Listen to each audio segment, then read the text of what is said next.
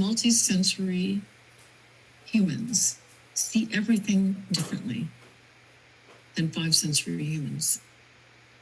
They know that spiritual means having to do with the soul, and that focusing our attention on creating with the intentions of the soul makes all of our endeavors spiritual.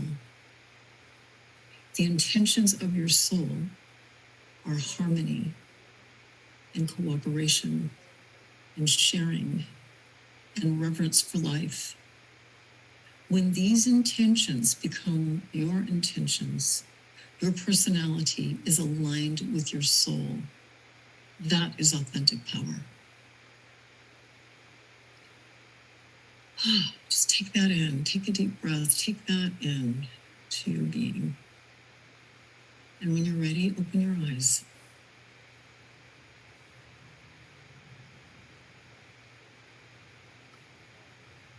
So at this event, you'll learn about intentions from a multisensory perspective. From the five-sensory perspective, intentions are the first set of things I named. I have spaghetti for dinner. Let's go to a movie tonight. Let's move. I'm going to get a new job. Sometimes you think intentions are really important, like I'm going to get a partner. I'm going to get a new career. But underneath that, underneath all of those are one of two fundamental intentions. So, exactly, what is an intention?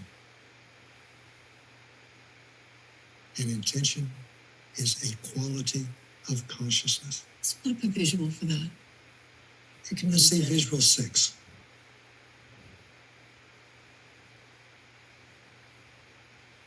An intention is a quality of consciousness.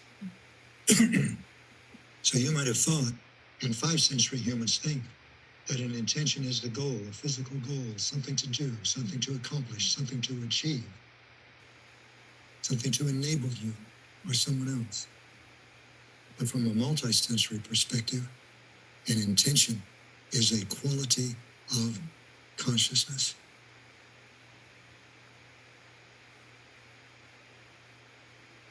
That's the first thing that we'd like you to consider as you become familiar with intentions.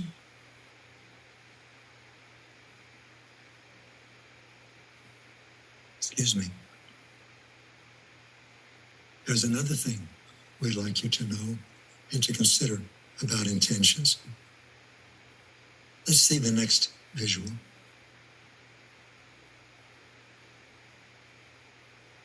Your choices of intention, and that means love or fear, change your life. Your intention to have ravioli for dinner doesn't change your life. It changes your experience. Your intention to move to another town doesn't change your life. It changes your experience. These are experience-changing intentions, but an intention of love or fear is a life-changing intention. You can move to another town because you're tired of where you are, you don't like the people in it, you think you're better than the town you're in now deserves. It's an intention that comes from fear. Or perhaps you're moving or changing careers because your fullness calls to you. You feel you can contribute more in another place or another position.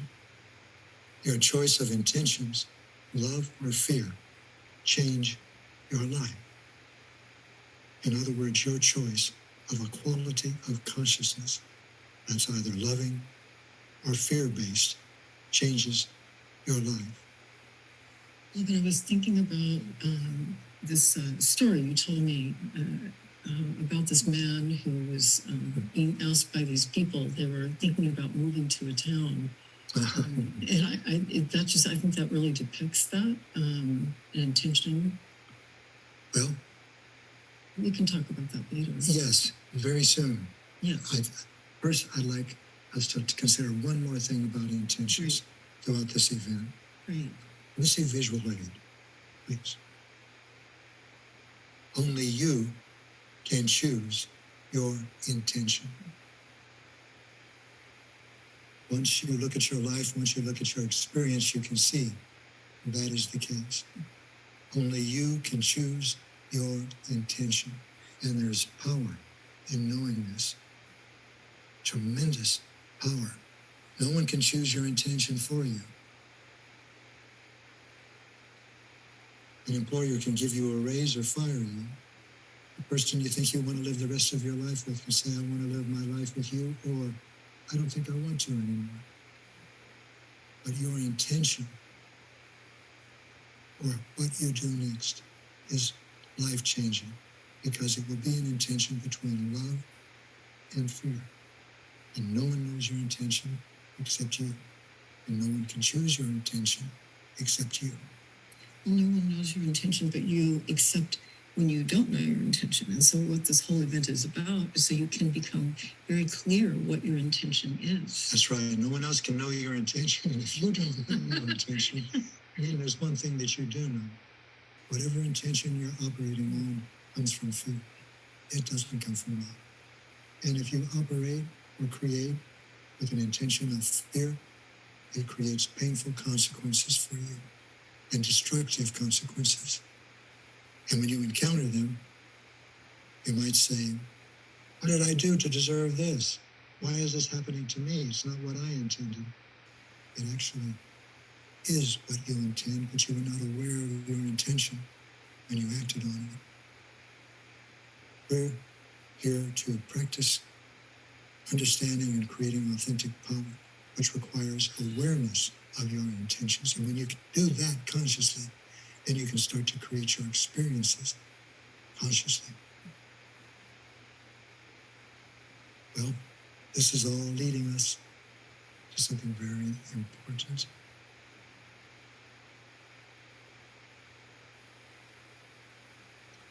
Why are intentions as important as they are? Because everything that you do has an intention. Every word, every action. And these intentions create consequences. These intentions create the consequences, not what you do and not what you say. Let's say visual 9.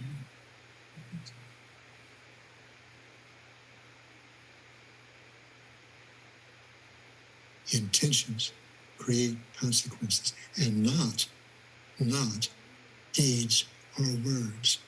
This is very different from the way that 5th century humans see intentions. Will see their deeds and their words. They say it's what I do that counts. As you become multi-sensory, you see something even more important. It's what you intend that counts, that matters, that creates consequences. Imagine 2 people walking down a trail. You're seeing this from another trail that's running parallel. And suddenly, you can't hear what they're saying, but suddenly one of them turns and pushes the other off the trail. And you think, oh, that didn't seem fair. I wonder what that person said that angered the other one so much. In that case, you're assuming that the intention for the push came from fear, came from anger or judgment or resentment or frustration. Now look at it another way.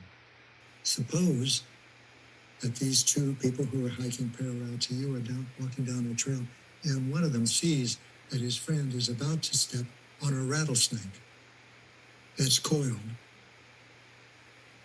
And in that moment, he pushes hard. And the friend falls off the trail. Now, what would you think about the push? Same push, same friends, same trail. But the intention was different. And when you can know your intentions, you'll know whether you're intending love, whether you're infusing your action and your words with a quality of consciousness that is loving, or whether you're infusing your actions or your words with a quality of consciousness that comes from fear. Love and fear are the two fundamental intentions in the Earth School. One or the other lies beneath everything you do or say. Everything. Love creates constructive, blissful consequences. Fear creates destructive, painful consequences, without exception. And if you're not conscious of the intention that you're acting with, it comes from fear. This is how most people live their lives.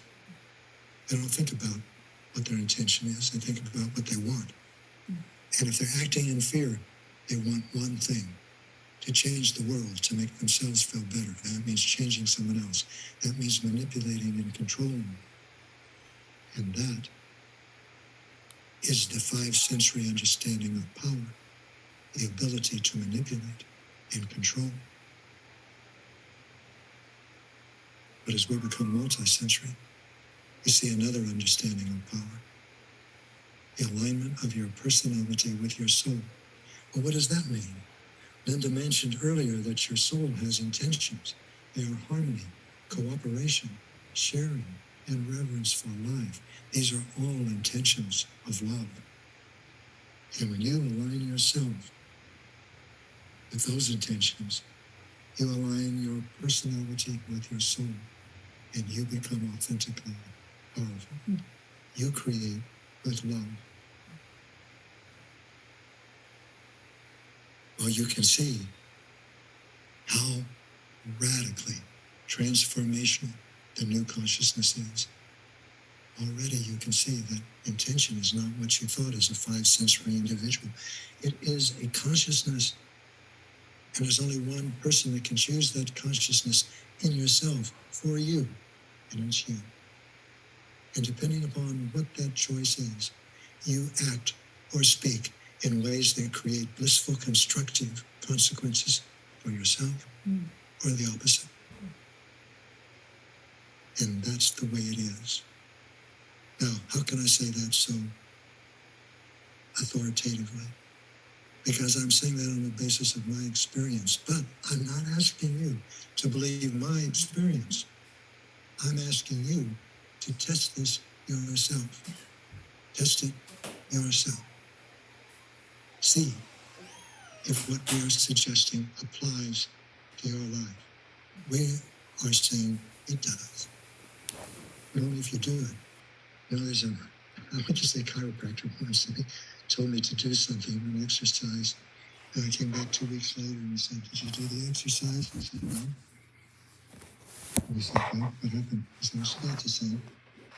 And when I came back again, he asked me the same question. When I said no again about the exercise I didn't do, he said, "It works better if you do it."